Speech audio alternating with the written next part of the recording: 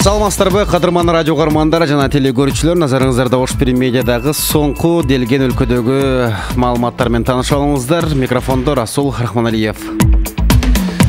Бүгүн 18 сентябрда Ош облустук кан борборунда жалпысынан 81 адам Баткенде жабыркагандарга кан тапшырды. Бул тууралуу аталган борбордон Ош Пирим медиага кабарлашты. Кан тапшыргысы келгендер төмөнкү талаптарды эске алуусу керек. Жашы 18 жаштан 60 жашка чейин болуусу. Салмагы 60 килограммдан жогору, өнөкөт оорулары барлар донор боло албайт. Гепатит оорусу менен ооругандар донор боло албайт. Анын акыркы 2 күн ичинде спирт ичимдигин ичпеген, 15 күндө тишин жолдурбаган, 6 ай ичинде чет өлкөгө чыкпаган болушу кажет. Кош бойлуу бала эмизген аялдарга донор болууга мүмкүн эмес.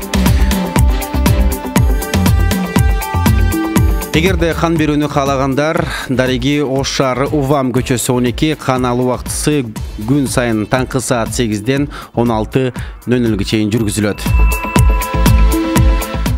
Жаңы жер жана Кулунду айыл аймактарынан чек арага жакын жайгашкан айылдарындагы дээрлик бардык үйлөр тонолгон. Бул тууралуу Лейлек районунун акими Алмазбек Рахманкулов Ош Пирим медиага билдирди. Аймактын бардык айылдары кыргыз аскерлеринин көзөмөлүндө. Чек арадагы конуштарда үйлөр тонолгон. Алдын ала маалыматтар боюнча 20дан ашык үй өртөлгөн. Укук коргоо органдары жеринде иштеп жатат. Андан кийин айылдар текшеребиз. Ошондо гана жабыркаган объектилердин так саны белгилүү болуп, келтирилген зыян алдын ала эсептелинет, дейт район башчысы. Ошондой эле облуска гуманитардык жардамдар келип жатканын кошумчалады. Биз адамдарды эвакуациялоону, жайларга тамак аш жеткиребиз. Өзгөчө Кырдаалдар министрлигинин жүктөрү буга чейин эртең менен келди. Районго күйүүчү, майлоочу май ташып келүүдөбүз, деди өз сөзүндө аким.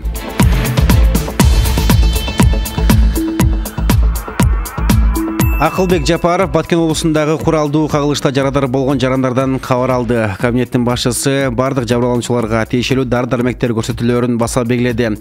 Акылбек Жапаров бардык жабырлануучуларга тиешелүү дарылануу, андан ары реабилитациялоо иштери жүргүзүлөрүн баса белгилеп өттү.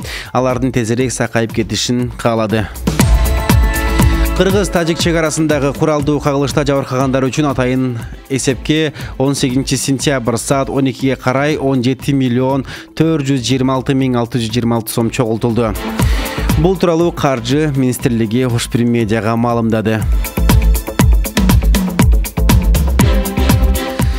Кыргыз-Тажик чек арасындагы куралдуу кагылышта жабыркаган Баткен облусуна жана кагылыштан улам аргасыз жер которгон адамдарга гуманитардык жардамдар чогултулууда.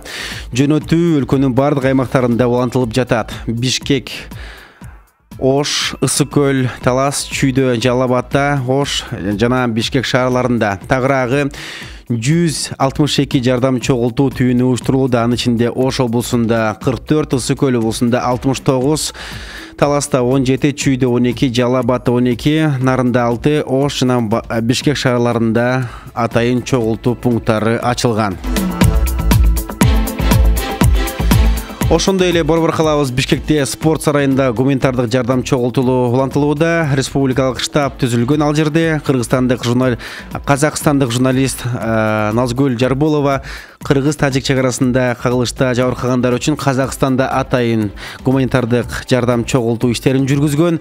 Жалпысынан 1.650.000 теңге чогултуп Баткендин эсебине жиберген. Лейлектен 10 адам атайын учак менен Бишкекке алынып келинди. Жабырлануучулардын жалпы саны 134кө жетти. Тажикстандын куралдуу кол салуусунан каза болгон кыргыз жарандарынын тизмеги учурда толукталууда.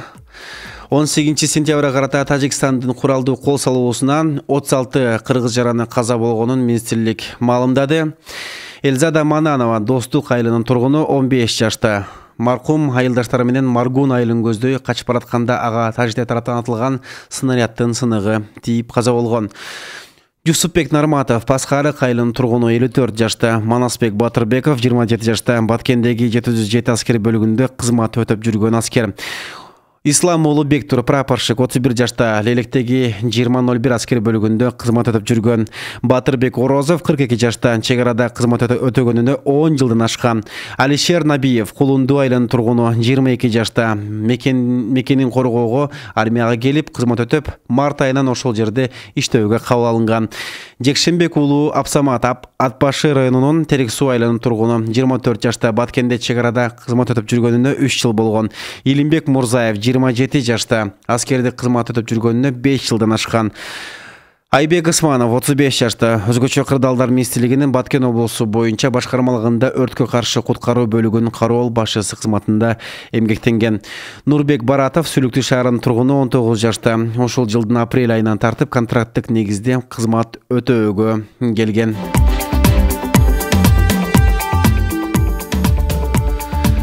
Дал ушул сааттарга алынган, даярдалган соңку делген маалыматтар Ош Пирим медиада. Бул жана башка маалыматтарды сиздер Ош Пирим Чекит KG сайтынан жана ошондой эле Facebooktагы Ош Пирим ТВ, андан сырткары Instagram баракчабызда Ош Пирим медиада биздеп кабардар болуп турсаңыз болот. Күнүңүздөр көңүлдүү улансын.